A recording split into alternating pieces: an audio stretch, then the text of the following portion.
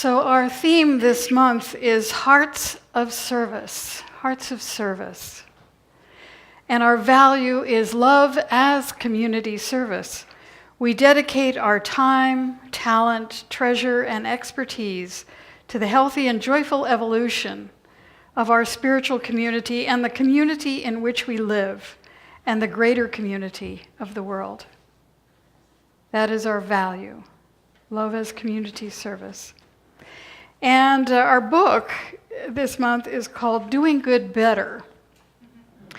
And what it does is sort of delineate something that the author calls effective altruism. And he has an entire methodology about how we can do good more effectively. And he gives us examples of things like, we could donate to guide dogs for the blind, and it takes $50,000 to train one dog for a blind person. He said, or you could donate to one of the charities that works in Africa to prevent blindness. So you could, for a matter of dollars, just a few dollars, prevents hundreds and hundreds of people from becoming blind. So he just invites us to think about some questions. And the questions are, how many people benefit and by how much? Is this the most effective thing I can do? Is this area neglected? Because some areas, they're getting a lot of funding, and people are already donating. So is there a place where people could use those funds? Is it neglected? And what would have happened otherwise? If I don't donate, if people don't donate to this cause, what happens? And what are the chances of a success for this thing? And how good would success be? And we talked last week about an experiment that he talked about with deworming children in Africa, and how that really significantly impacted the number of students who were able to finish school. And when they finished school, they got better jobs, and when they got better jobs, they paid taxes, and those taxes helped to pay for the program, so it was a win-win all around. But, you wouldn't think that, if they previously had tried giving more books and more teachers and all of these things, and none of those things worked. We thought they sounded like a good idea, but sometimes it's not what's needed. And sometimes what we need to do is ask the people we're helping, what is it that you need? One of the most effective charities that he recommends is called Give Direct. And it gives cash to people in Kenya and Uganda. Now the thing is, we have prejudices about, well, if I give them money, they'll just blow it, right? That's our prejudice. That is our racism, if you will. They can't spend their money effectively. Oh, yes, they can. It is shown to be a very effective program. They buy, livestock that they can raise and then they can sell. They buy chickens that they can get eggs from. They buy a metal roof instead of a thatched roof for their house. They spend the money effectively because they know what's needed.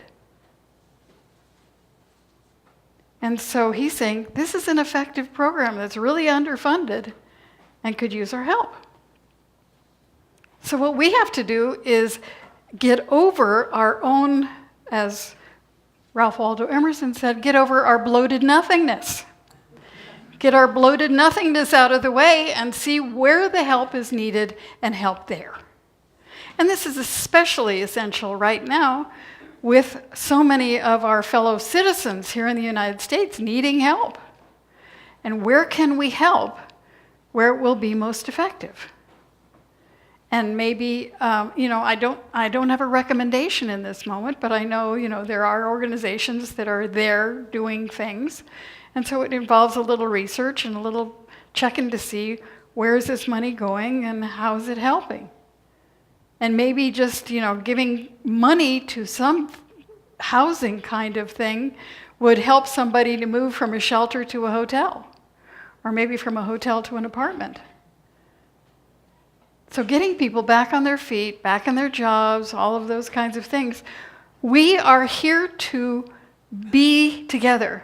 The title of this talk was, Your Life Isn't for You. And I would make it, Your Life Isn't for You alone. It is for you because you are an individualized expression of the one life, here to express your gifts. There is a great quote by Pablo Picasso, the meaning of life is to find your gift, and the purpose of life is to give it away. So the meaning of life is to find your gift, and the purpose of life is to give it away. So we are here to be our authentic selves. Now, unfortunately, we've all been through a school system or a family system or a community system or a national system that tried to make us into something that was useful to the system, but isn't necessarily what we came here to be. So we have to get in touch with what is it we came here to be, what is our gift, and how can we give it? To just realize that we are all here to help one another and to fit into a giant unity. There is an essence, a something, we call it God or presence or universe or whatever we might call it, but it has an agenda of evolution and expansion. And it's present in everything that is, and it's evolving itself through its creation. So it's present everywhere, including right here in each one of us. We are each individualized expressions of it. And so our task is to find out what is ours to do to be the most effective piece of that beautiful mosaic of life that we are co-creating together. And we co-create it through our thought. Thought is causative. So the question is, what we're seeing now is the result of old thought. What we're seeing now in form is effect. And if we want to change the effect, the first thing we have to change is the thought, is the consciousness. So many people have told us this, Einstein, you can't solve a problem from the same level of consciousness that created it. So we have to up-level our consciousness. How do we do that? How do we up-level our consciousness? Well, the first thing is we have spiritual practices. We meditate. What that does is get us out of the hummity-hubbity going on all the time. And it allows us to get to a new place.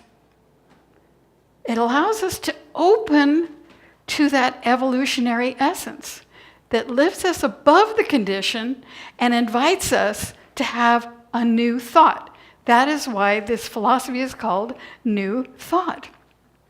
Let's have a new thought about how we can communicate, how we can connect, how we can revitalize ourselves, how can we revitalize our nation, how can we connect and communicate better, how can we uplift one another.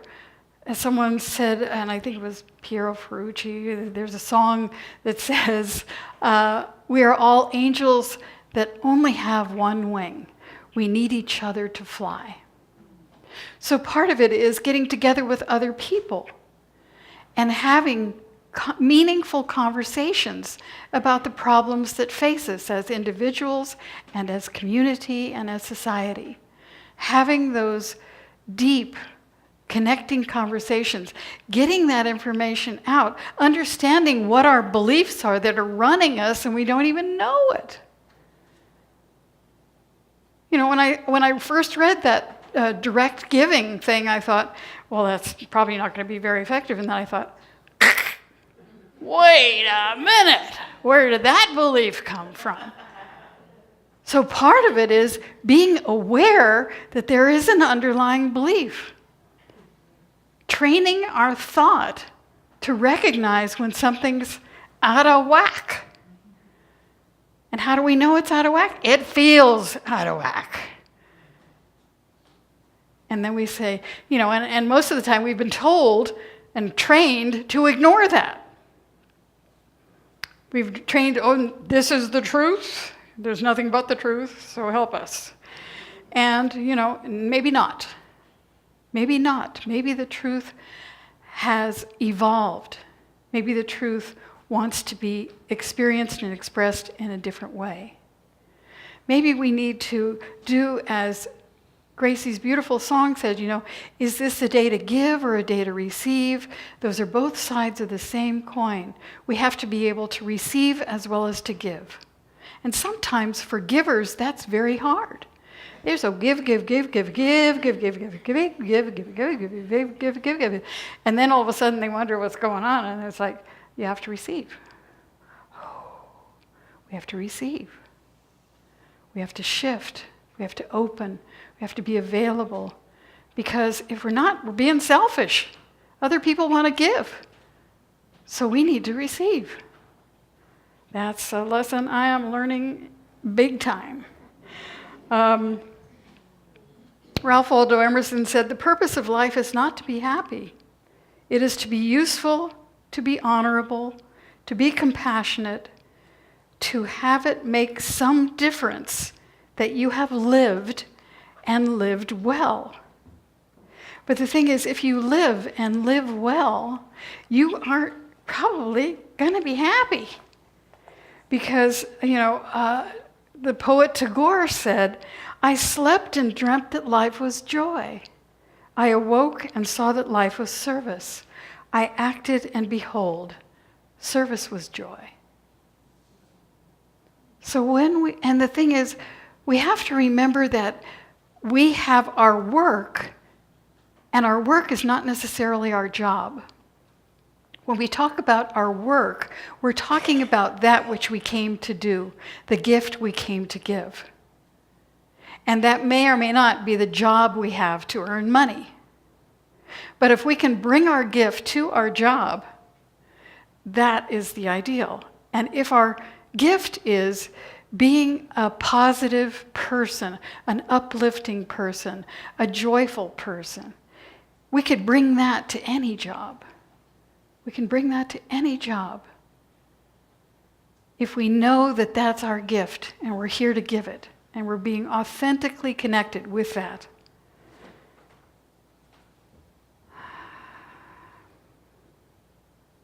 So Ernest Holmes says, so true givingness is the transmitting of the self to everything we do. It does not matter what it is. The outpouring of ourself into every undertaking with an enthusiastic zest, love, and kindness and friendliness. So true givingness is the transmitting of the self to everything we do, and it does not matter what it is. The outpouring of ourself into every undertaking with an enthusiastic zest, love, kindness, and friendliness.